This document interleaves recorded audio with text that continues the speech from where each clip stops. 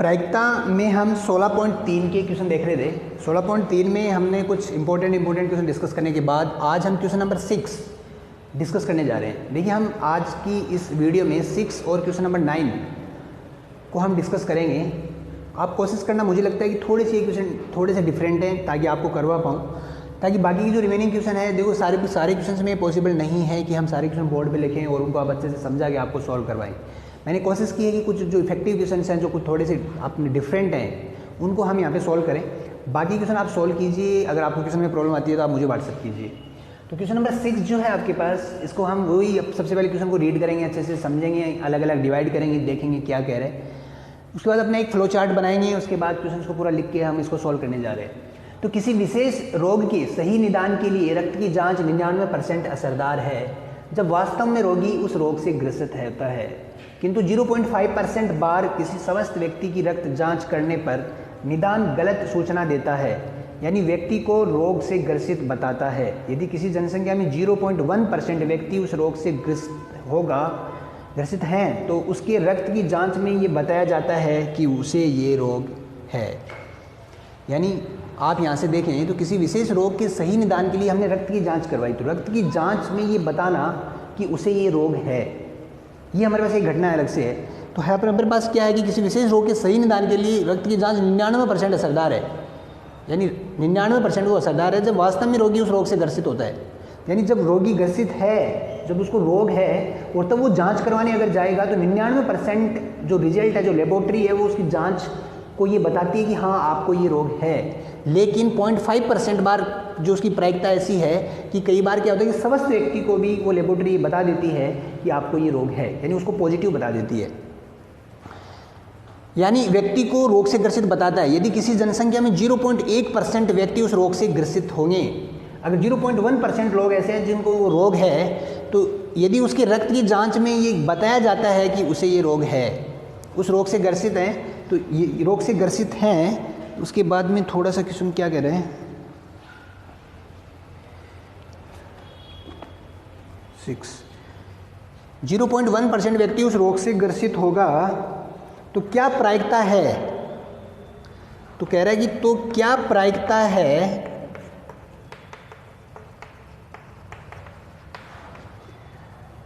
तो क्या प्रायिकता है कि कोई यादृच्छिक चुना गया व्यक्ति उस रोग से ग्रसित होगा।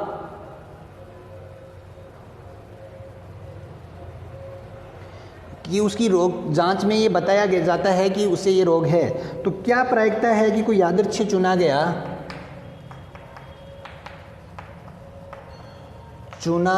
व्यक्ति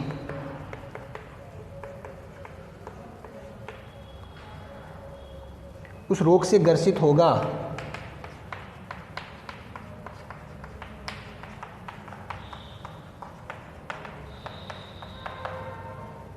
यदि उसके रक्त की जांच में ये बताया जाता है कि उसे ये रोग है। तो क्या प्रायिकता है, देखिए ये और उसकी, तो ये जो पार्ट है आपके पास, इससे पहले ये हमें पढ़ना है। तो क्या प्रायिकता है कि कोई यादृच्छिक चुना गया व्यक्ति उस रोग से ग्रसित होगा यदि उसकी रक्त की जांच में ये बताया जाता है कि उसे ये रोग है, कि उसे ये रोग है। तो क्या प्रायिकता है कि कोई यादृच्छिक चुना गया व्यक्ति उस रोग से ग्रसित होगा। तो व्यक्ति उस रोग से ग्रसित होगा, ये हमें यहाँ देखना है। तो देखिए, अगर हम देखें तो अपने पास इसकी अगर हम फ्लो चार्ट बनाएं तो ए जो संगत घटना है मेरे पास, वो संगत घटना क्या है कि व्यक्ति को रोग होगा। सही निदान के लिए व्यक्ति की जांच असरदार है जब वास्तव में रोगी उस रोग से ग्रसित होगा। तो निदान के लिए रक्त की जांच असरदार है, यानी रक्त की जांच में ये बताया जाता है कि उसको ये रोग है। ये क्या है कि रक्त की जांच में ये बताया जाता है कि रोग है, ये बताया जाता है कि रोग है, यानी वो पॉजिटिव है, ये बताया जाता है। केस क्या होगा, व्यक्ति की रक्त जांच देता है कि व्यक्ति को रोग से ग्रसित बताया जाता है। यदि किसी जनसंख्या में 0.1% व्यक्ति उस रोग से ग्रसित होगा, यदि, तो क्या प्रायिकता है कि कोई यादृच्छिक चुना गया व्यक्ति उस रोग से ग्रसित होगा। तो देखिए, रक्त की जांच में ये बताया कब जाता है, तो E1 क्या है मेरे पास, E1 है कि व्यक्ति रोग से ग्रसित है, व्यक्ति रोग से ग्रसित है, यानी उसको रोग है। तो ऐसी जो प्रायिकता है हमारे पास, P(E1) वो देखिए 0.1% है, तो यानी 0.1% लोगों को रोग है। अब हम निकालेंगे PA/E1, यानी PA/E1 क्या कह रहा है कि रक्त की जांच में ये बताया जाता है कि उसे ये रोग है जब व्यक्ति रोग से ग्रसित है, और ऐसी प्रोबेबिलिटी हमारे पास 99% है। 99% ये सक्सेस है, तो ये हो गया 0.99। तो सिंपली हमने ये देखा, सेकंड केस बनेगा आपका E2 है रोग से ग्रसित नहीं है, व्यक्ति रोग से ग्रसित नहीं है, तो नहीं होने की प्रोबेबिलिटी प्रायिकता क्या होगी, PE2 हो जाएगी 1 - 0.1%। तो देखिए 0.1% को हम क्या लिख सकते हैं, 0.1/100, 0.001, 0.001 करेंगे तो 0.99999 बन जाएगा हमारे पास। तो व्यक्ति रोग से ग्रसित नहीं है, तो उसकी प्रायिकता होगी हमारे पास ये। अब देखिए, अब मुझे यहाँ से निकालना है PA/E2। A/E2 का मतलब क्या हो गया मेरे पास, कि व्यक्ति की रक्त की जांच में बताया जाता है कि उसे रोग है जब व्यक्ति रोग से ग्रसित नहीं है, तो वो है आपका 0.5%। तो 0.5 का मतलब हो गया 0.5/100, और ये हो गया 0.005। ये हमारे पास हुआ। अब हमें क्या निकालना है, क्या प्रायिकता है कि कोई यादृच्छिक से चुना गया व्यक्ति उस रोग से ग्रसित होगा। व्यक्ति रोग से ग्रसित है, इसका मतलब हमें निकालना है E1/A। जब ये बताया गया कि उसको रोग है, जांच में बताया जाता है कि उसे ये रोग है, जांच में बताया जाता है कि उसे ये रोग है, तो हमें प्रायिकता ज्ञात करनी है कि व्यक्ति उस रोग से ग्रसित है। तो E1/A हमें निकालना है। तो सबसे पहले इसका हमने ये फ्लो डायग्राम बना लिया। इसके बाद अब हमारे पास क्वेश्चन की हमें ज़रूरत नहीं है। अब हम देखिए क्वेश्चन सॉल्व कर लेते हैं। तो सबसे पहले आपने डायग्राम बनाया, इसके बाद इसको थोड़ा सा परिभाषित कर देंगे। चीज़ों को अगर लिखना चाहें तो आप लिख देंगे। तो सबसे पहले अगर चीज़ों को वापस हम लिखना स्टार्ट करें, तो यहाँ से चीज़ों को हमने लिखने स्टार्ट करेंगे। तो E1 क्या है कि व्यक्ति रोग से ग्रसित है। तो E1 है आपके पास व्यक्ति रोग से ग्रसित है, व्यक्ति रोग से ग्रसित है, और उसकी जो प्रायिकता है PE1 वो हमारे पास है 0.001। E2 क्या है, व्यक्ति रोग से ग्रसित नहीं है, व्यक्ति रोग से ग्रसित नहीं है। तो व्यक्ति रोग से ग्रसित अगर नहीं है तो क्या होगा भाई, है जो है उनको माइनस कर दो 1 में से, तो ये बन जाएगा मेरे पास 0.3 × 9। अब देखिए ए जो संगत घटना है वो है कि उस व्यक्ति का रक्त की जांच में बताया जाता है कि उसे रोग है, जांच में बताया जाना कि रोग है, जांच में बताया जाना कि रोग है, ये हमारे पास ए है। तो हमारे पास A/E1 क्या है, A/E1 है कि जांच में बताया जाता है कि उसे ये रोग है जब व्यक्ति रोग से ग्रसित है। तो प्रायिकता बतानी है, जांच में रोगी बताया जाता है कि रोग है, जांच में बताया जाना कि उसको रोग होने की प्रायिकता, जांच में बताया जाता है, जांच में रोग होने की प्रायिकता, रोग होने की प्रायिकता जब व्यक्ति रोग से ग्रसित है, जब व्यक्ति रोग से ग्रसित है, ये हमें निकालना है। तो PA/E1 जो होगा आपके पास वो क्या है मेरे पास, PA/E1 है 0.99%, 0.99। ऐसे मैं निकाल लूँगा PA/E2। उस व्यक्ति की जांच में ये बताया जाना कि प्रायिकता है कि उसको रोग है जब व्यक्ति रोग से ग्रसित नहीं है, तो उस केस में इसकी जो प्रायिकता है वो है 0.005। मुझे निकालना है PE1/A। तो E1/A में हम बेज पर में लगाएंगे और क्वेश्चन को हम सॉल्व कर लेंगे। तो सबसे पहले हम देखते हैं, क्वेश्चन को हम सॉल्व कर लेते हैं।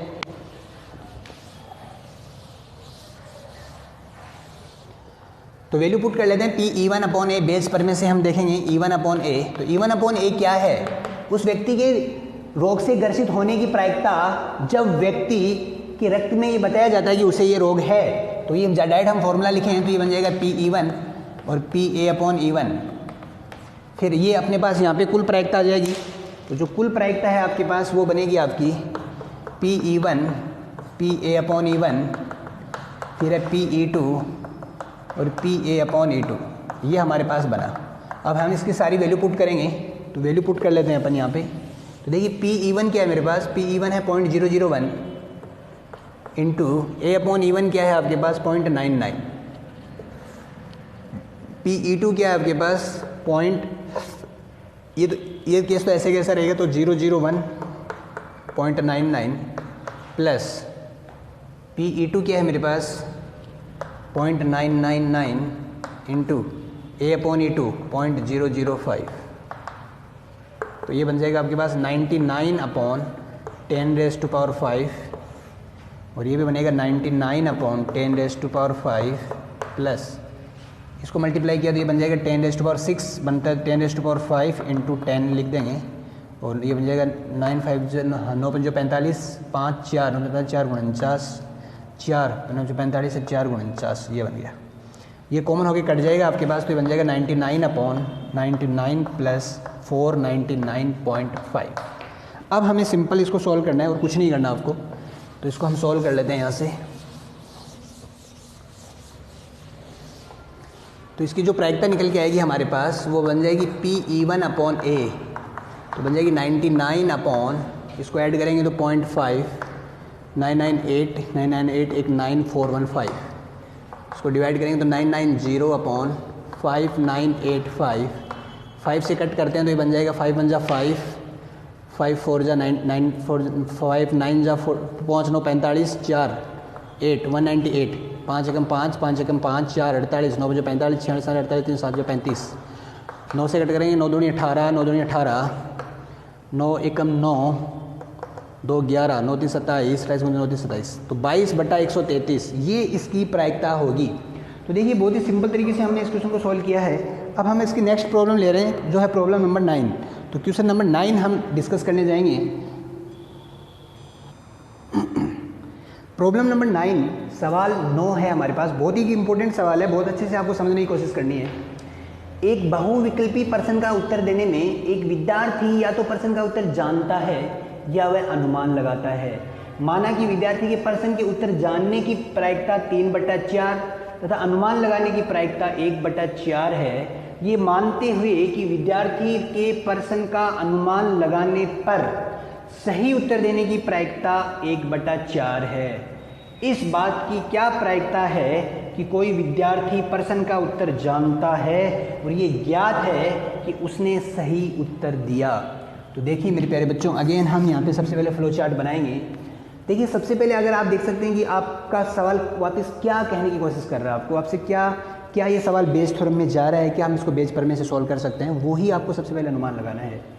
तो देखिए एक बहुविकल्पी प्रश्न का उत्तर देने में कि विद्यार्थी या तो प्रश्न का उत्तर जानता है या अनुमान लगाता है। दो केस है मेरे पास, या तो प्रश्न का उत्तर जानता है या अनुमान लगाता है। तो प्रश्न का उत्तर जानना और अनुमान लगाना परस्पर आपके पास क्या है, अपवर्ती घटनाएं हैं। ये मानते हुए कि विद्यार्थी प्रश्न का अनुमान लगाने पर सही उत्तर देने की प्रायिकता 1/4 है। तो जो ए घटना है आपकी, जो संगत घटना ए है, वो है सही उत्तर देने की प्रायिकता। सही उत्तर देना घटना है, सही उत्तर देना। सही उत्तर देना घटना कब है, या तो वो जानता है या वो अनुमान लगाता है। तो E1 अगर अपन देखें तो E1 है क्या, E1 है कि वो जानता है, वो उत्तर जानता है। तो उत्तर जानता है उसकी प्रायिकता हम देखेंगे।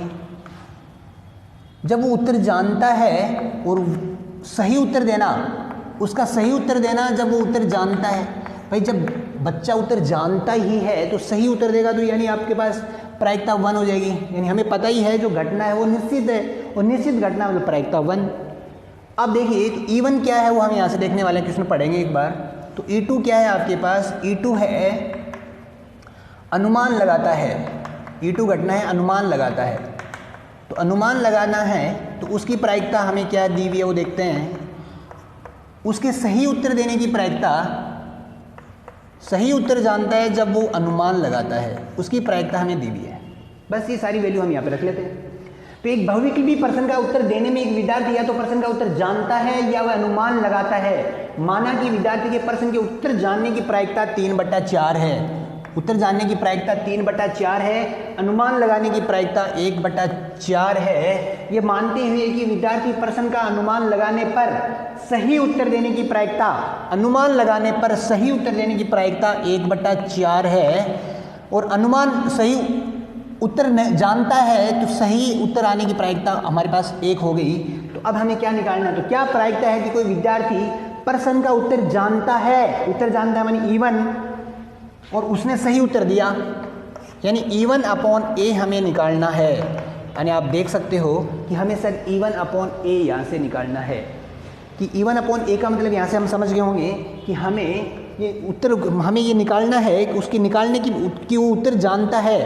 इसकी प्रायिकता हमें निकालनी है कब, जब उसने सही उत्तर दिया। तो सबसे पहले हम क्या करेंगे क्वेश्चन में वो आप देखेंगे।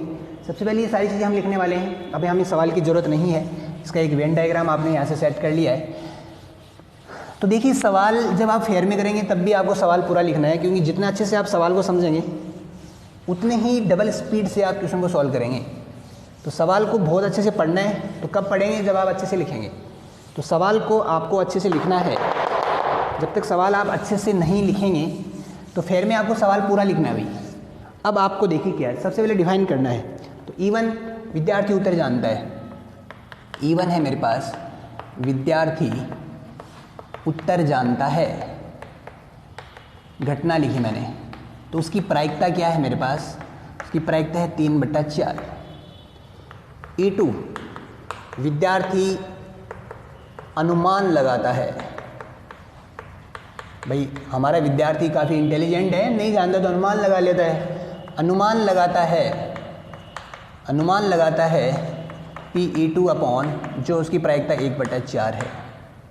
संगत घटना ए हमने क्या देखा कि उसके सही उत्तर देना, विद्यार्थी का सही उत्तर देना एक घटना है, संगत घटना है। विद्यार्थी का सही उत्तर देना हमारे लिए संगत घटना है। तो हमने सबसे पहले निकाला A upon E1। A upon E1 क्या है मेरे पास, विद्यार्थी के सही उत्तर देने की प्रायिकता जब वो उत्तर जानता है। विद्यार्थी के सही उत्तर देने की प्रायिकता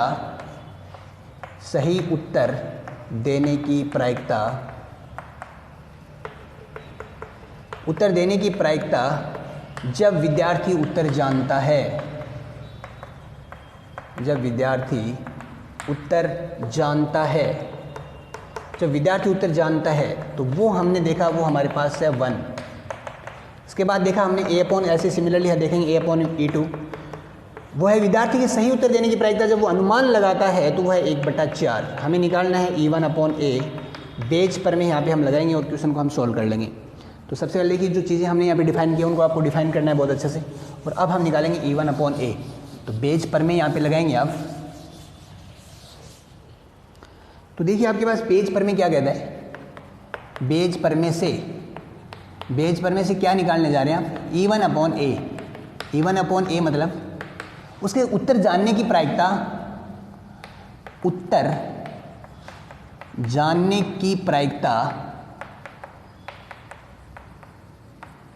जब सही उत्तर देता है। जब सही उत्तर देता है, जब उसने सही उत्तर दिया तो उसकी विद्यार्थी उत्तर जानने की प्रायिकता क्या है, E1 अपॉन ए। तो हो जाएगा PE1 PA अपॉन E1। नीचे कुल प्रायिकता, तो PE1 PA upon E1 plus PE2 और PA अपॉन E2। तो यहाँ से अगर देखें PE1 की वैल्यू क्या है मेरे पास, वो है 3/4। 3/4 इंटू PA अपॉन E1 1। ये बन जाएगा मेरे पास क्या, 3/4 इंटू 1 सेम रहेगा। PE2 आपका 1/4, A अपॉन E2 1/4। ये बन जाएगा 3/4 अपॉन 3/4 प्लस 1/16। अब हमें सिंपल इसको सॉल्व करना है और वही आपके पास उत्तर होगा। अब इसको भी हम हटा देते हैं।